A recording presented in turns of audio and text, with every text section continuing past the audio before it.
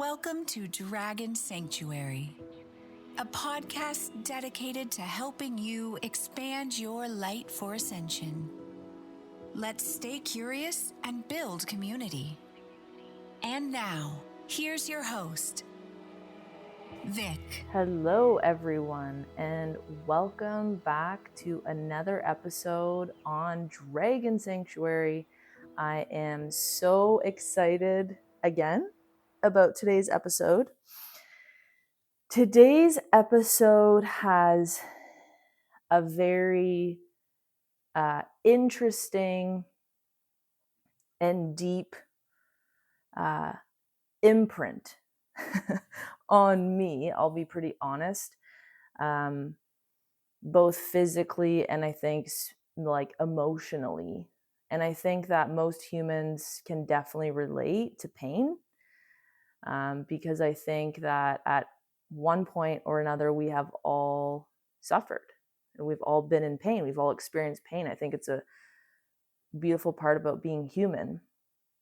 And I know that we have all heard or may be familiar with the phrase, no pain, no gain, especially as females. I know for myself in particular, I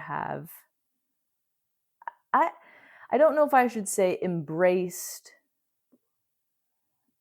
tried to embody this phrase in my life from a very young age, but I think inherently I have.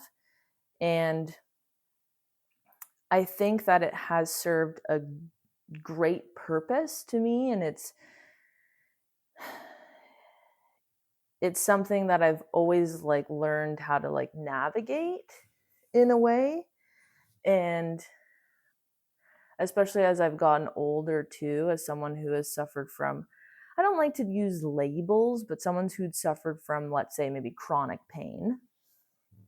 It's been an interesting journey to navigate.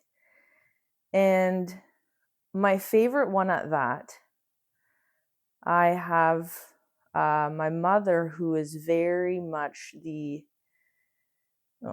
she's my mother. And she's the most important woman in my life. And one of her many gifts she has shared with me is this I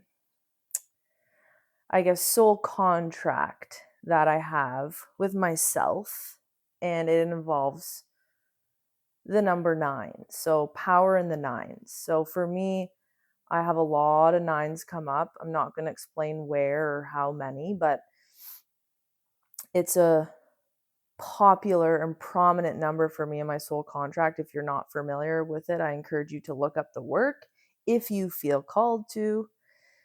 And I have been navigating and kind of moving through the idea of pain and how it's presented itself in my life so consistently. And for me, it's actually body trauma particularly. And for those of you who are listening, you're familiar with some of the things that I've shared on previous episodes. So my concussions, maybe you've heard about my clubfoot, maybe you understand that I came into this world as a sick kid. I spent 2 years of my life in a cast, or my first years of my life in a cast. And I was always navigating and learning how to step into the world. And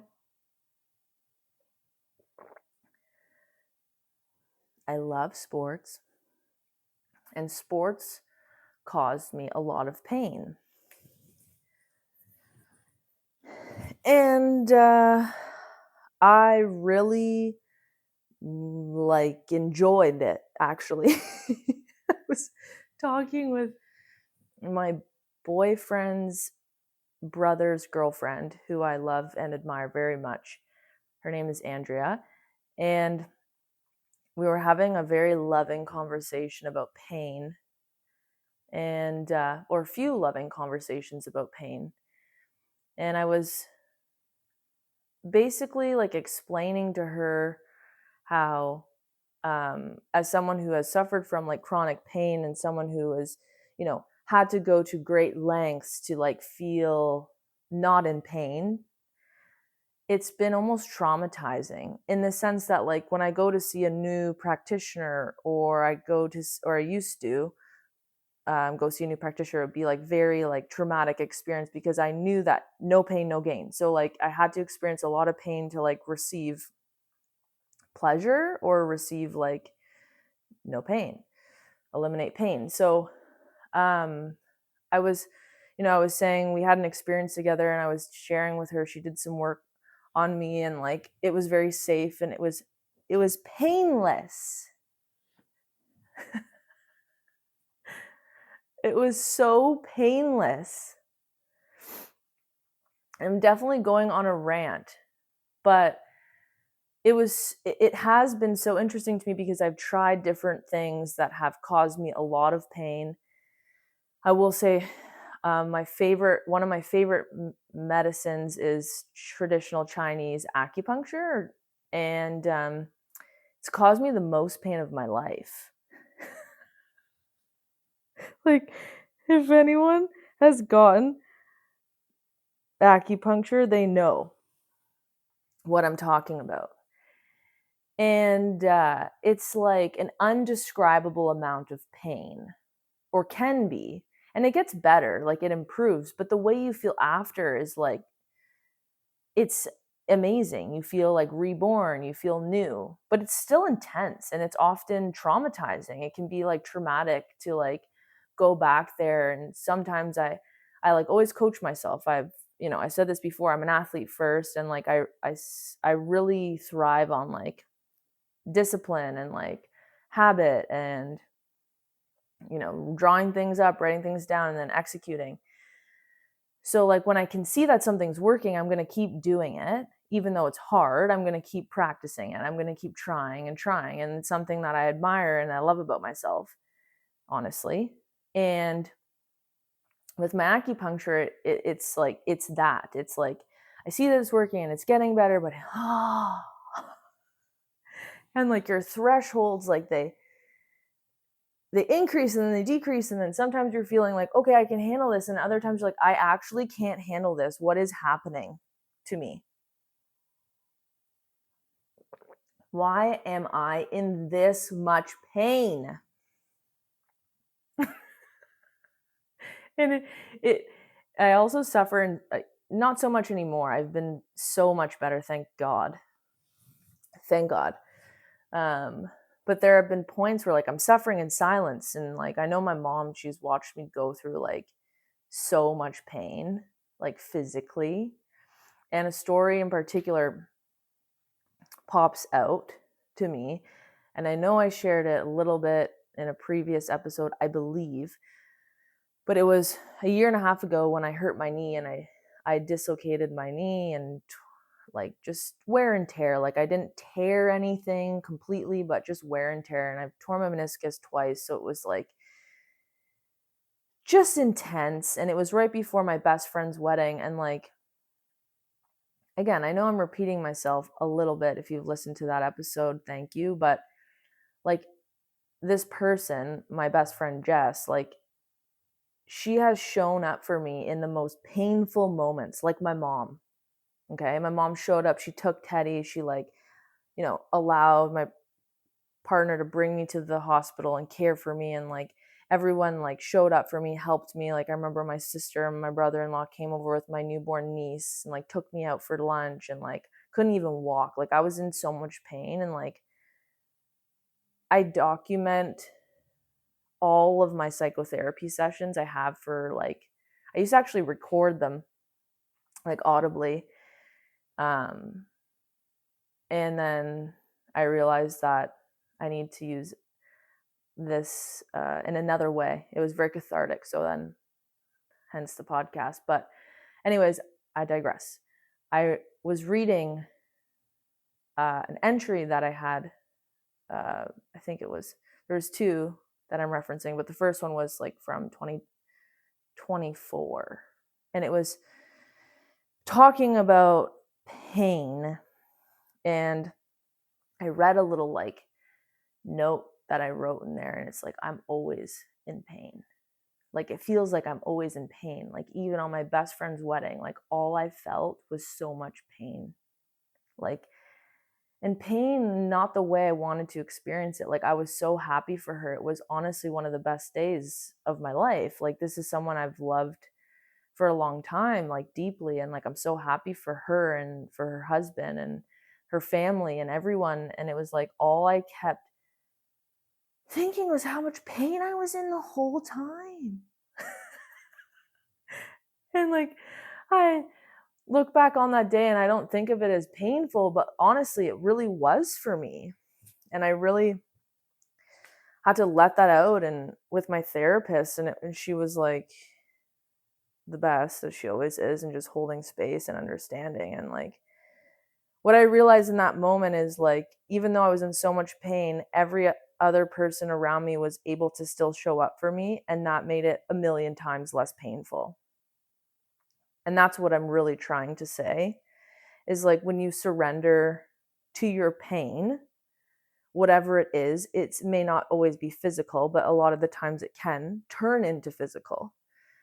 And like, I always thought, like, why am I always brought to my knees? Why am I always brought to my knees? Because I'm physically always brought to my knees. And I'm like, what is the message in it? It actually is that. Like, I experienced something, uh, an incredible experience I had, and surrounded by people very close to me. And at one point, I remember just thinking, we have to worship those we love, but we have to always worship ourselves too. Like, get on your knees and worship yourself, because even when you are going through some of the most painful moments of your life, if you can be on your knees and ask for forgiveness or ask for support or guidance, or just simply hold me, like whoever that is to you, if it's God or whomever, or maybe you need to like physically be embraced, like you need to like,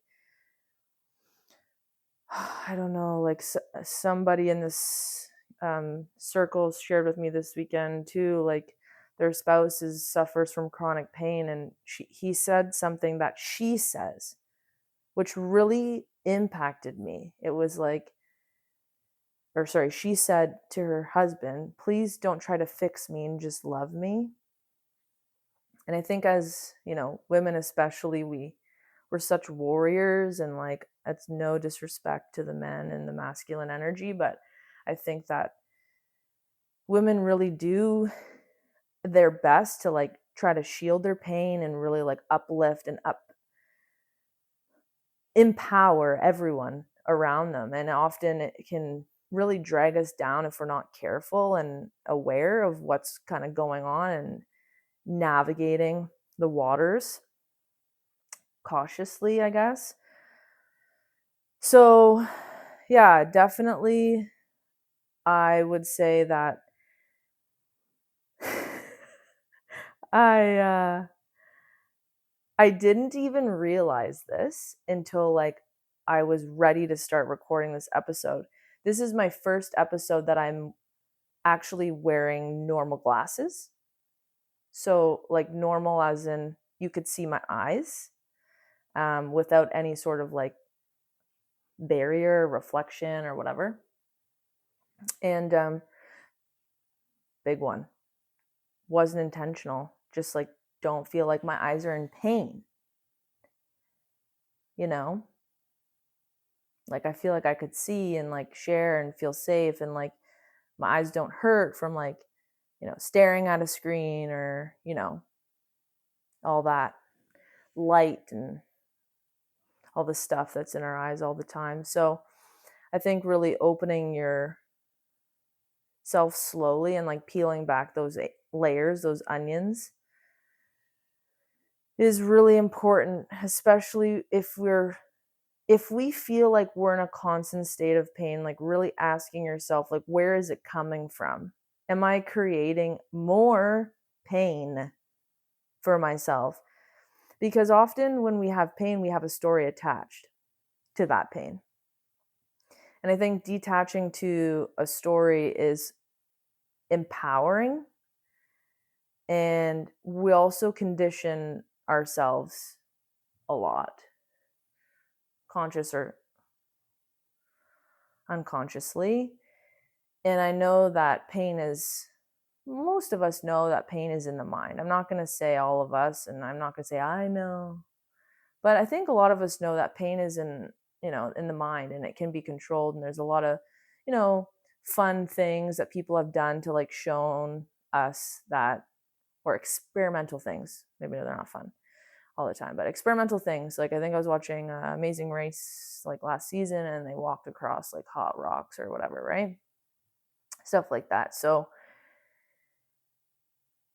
it's amazing what the mind can do and how it can control pain. And I think pain creates bias too. Like, you know, I had 6 concussions, so I know pain, you know.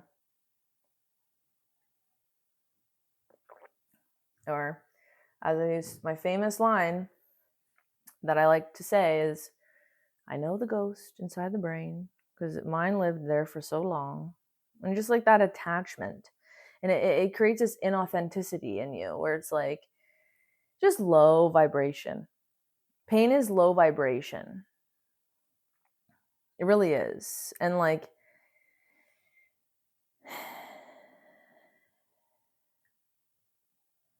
even when going back to another more recent conversation that I had in therapy, which is one of my favorite topics, and it's like this idea of like authenticity and what it looks like for me and how it shows up and how I need it to show up for me in my life with those around me and for myself. And I will say that we spoke about a lot of different things, but something that came up was even when horrific things occur, we can only forgive.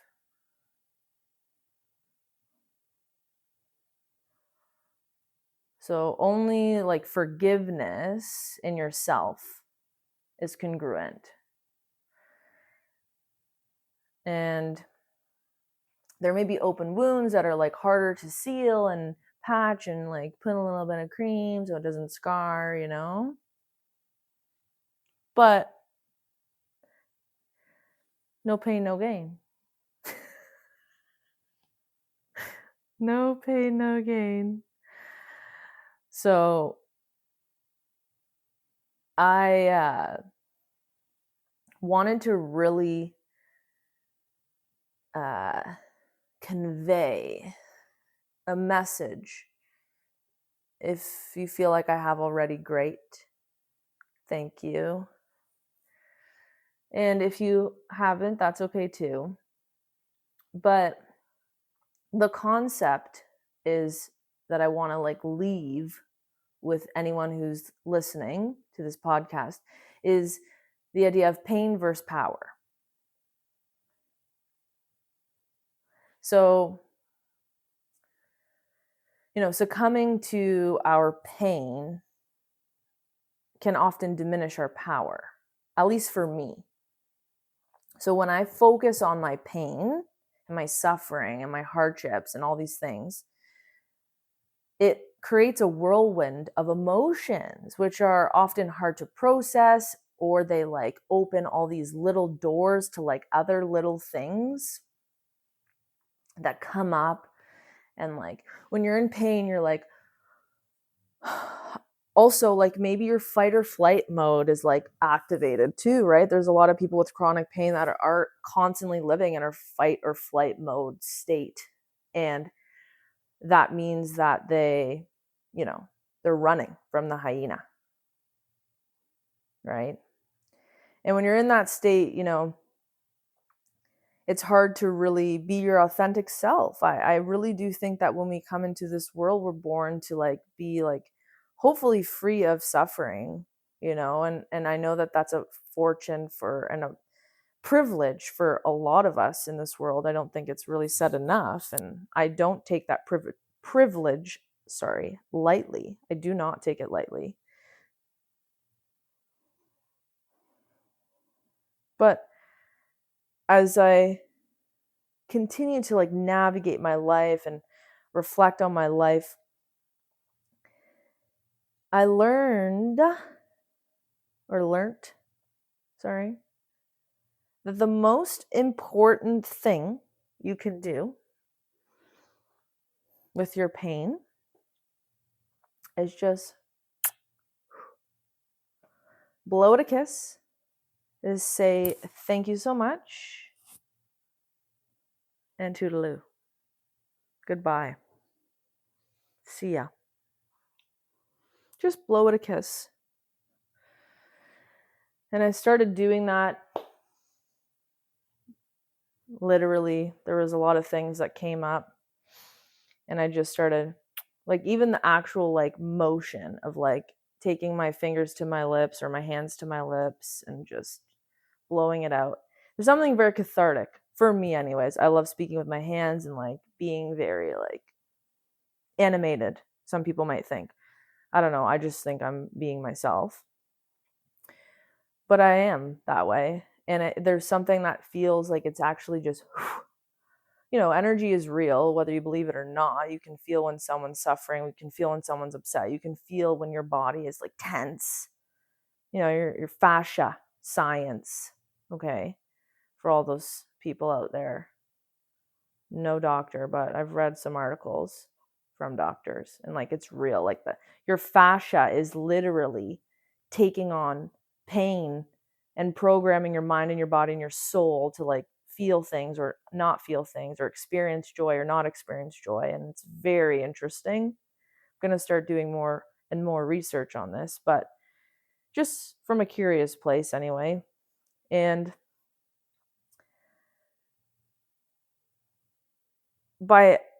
for me, like, I want to just really say that you can decide how you want to give your power away.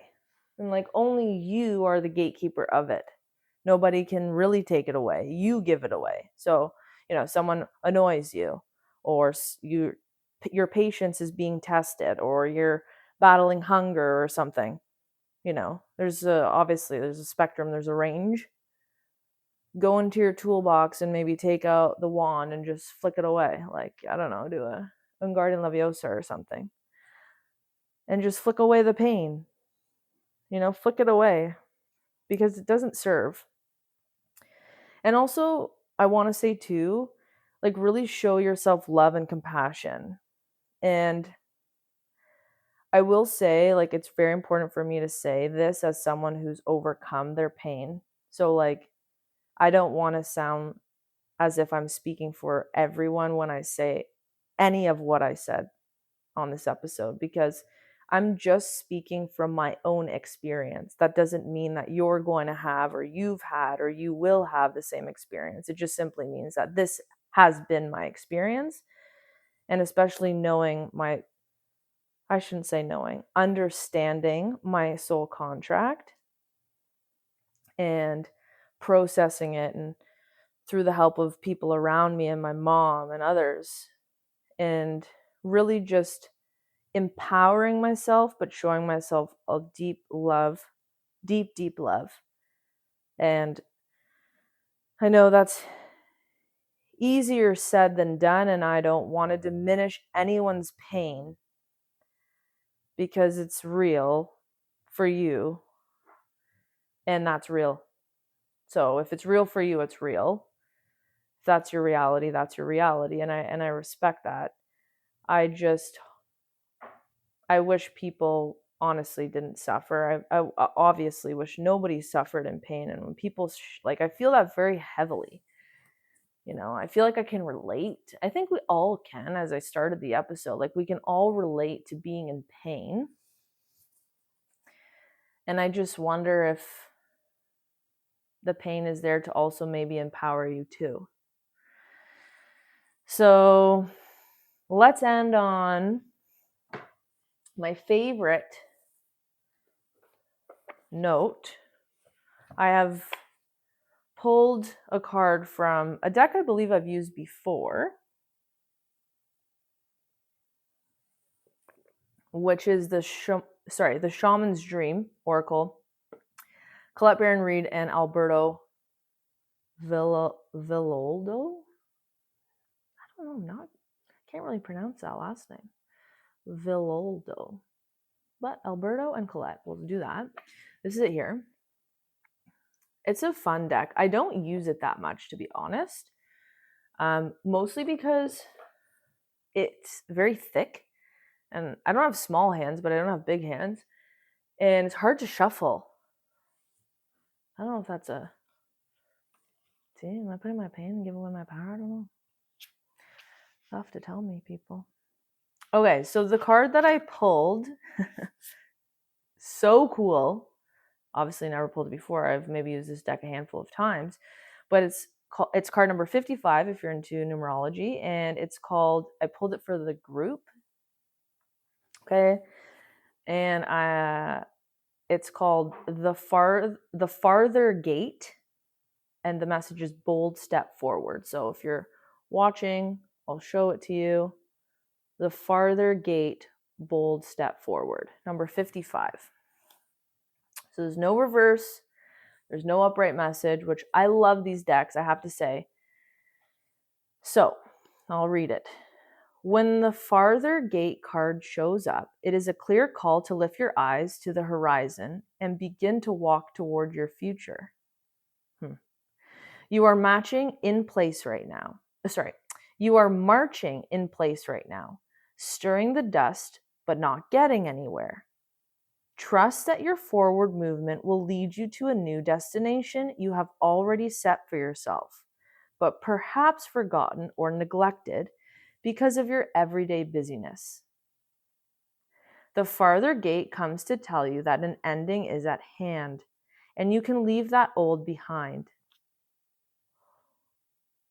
Oh, let it peel away like an old skin you shed. Do not hesitate.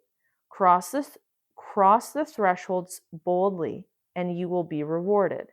If you continue marking time instead of moving, you will miss the opportunity. The gate is open. The next landscape of your life is within reach, but the window of time to pass through it grows shorter. Do not dally. A gift of the farther gate is to bring you to the fullest expression of your gifts, perhaps for the first time. It is an invitation to a sacred passage, to a new discovery, and both great challenges and opportunities. It is not a graduation. There are no rewards other than the exploration itself.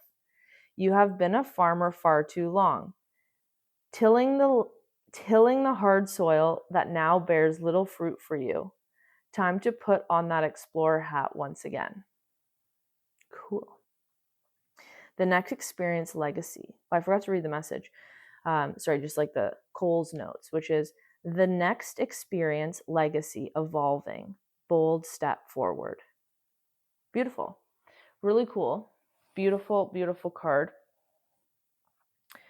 And the gates of heaven, which I'll talk about heaven another day. But much, much to say. And I really, really, really do thank every one of you for listening to another episode. I hope you enjoy it. And yeah, thanks for listening, and we'll see you soon.